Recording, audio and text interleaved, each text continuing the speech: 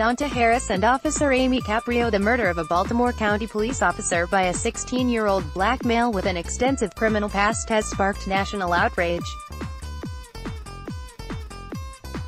Officer Amy Caprio, 29, was run over and killed after she responded to a 911 call and approached a group of black males suspected of burglarizing a home in Perry Hall, Maryland. The driver, Dawnta Anthony Harris, has been charged with first-degree murder as an adult. Police also charged 3 other teenagers with first-degree murder and felony burglary. The judge called Harris a one-man crime wave. Despite a confession, Dawnta Harris's black attorney, J. Wendell Gordon, blamed the deceased officer. In a press conference with the suspect's mother, the attorney claimed Officer Caprio showed aggression, and that the accused teen was in survival mode when he ran over the officer with a stolen Jeep. This shameless lawyer knows his suspect is guilty, yet he's putting the deceased officer on trial. What a lowlife. According to reports, Officer Caprio was able to get off a single shot, but she didn't hit the suspect. I can't help but wonder if she hesitated at all due to the intense scrutiny police are under every time they engage black suspects. In 2018 alone, 60 officers were killed in the line of duty. Outraged by the cold-blooded crime and lack of accountability from disgraced Baltimore City State's Attorney Marilyn Mosby, Lt. Gene Ryan, president of the Baltimore City Fraternal Order of Police Lodge. I was stunned to learn that the incompetent Marilyn Mosby is still Baltimore City State's attorney. In May 2015, Mosby charged 6 Baltimore police officers in the death of drug dealer Freddie Gray primarily to appease Black Lives Matter thugs. She charged the officers with a variety of crimes, including second-degree murder and involuntary manslaughter, and acknowledged protesters and rioters saying, "To the people of Baltimore and the demonstrators across America, I heard your call for no justice, no peace." Harvard Law professor Alan Dershowitz and other legal experts said that Mosby overcharged the officers to satisfy protesters. 5 of the 6 officers charged by Mosby were acquitted and 1 ended in a mistrial.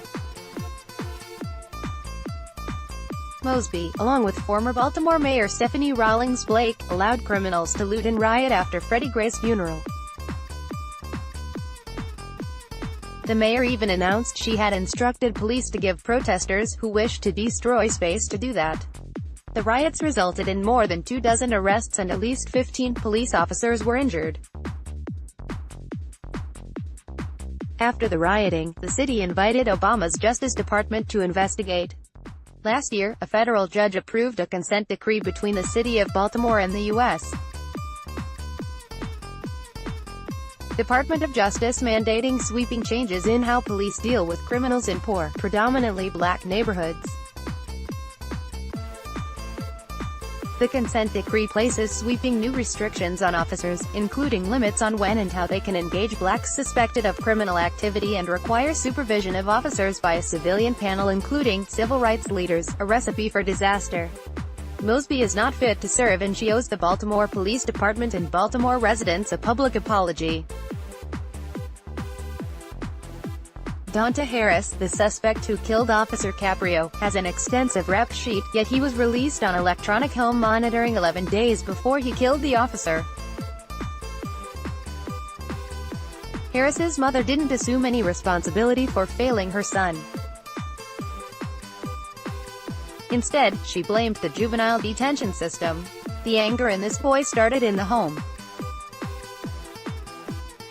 He's acting out because he hates his mother and yearns for the love of his father. Instead of helping him forgive his parents and stop blaming whites and police, black leaders are validating his anger by making excuses for his criminality. Without fathers and the lack of moral character, most black males are set up to fail.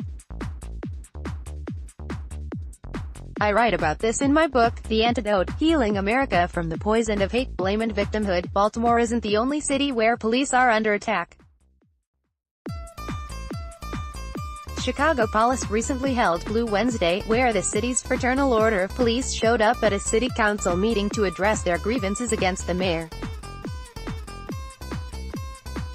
They say that Mayor Emanuel has turned his back on them. They're also unhappy with a consent decree with the federal government that's in the works. Like Baltimore, the decree will create more anti-police bureaucracy. President Trump tweeted in defense of the Chicago police, saying they had every right to legally protest. Order Rev. Jesse Lee Peterson's book, The Antidote: Healing America from the Poison of Hate, Blame, and Victimhood. What do Chicago and Baltimore have in common? Both are run by liberal Democrats and are suffering from Obama-era policies that coddle criminals and prevent law enforcement from being proactive in their policing. Blacks have been allowed to go out of control so they can be used by Democrats for political gain. They don't want blacks to be moral, law-abiding people, because immoral people cannot be controlled. Blacks must assume responsibility and stop blaming police for enforcing the law. These thugs who attack police don't value life. Anyone who makes excuses and defends these criminals is part of the problem.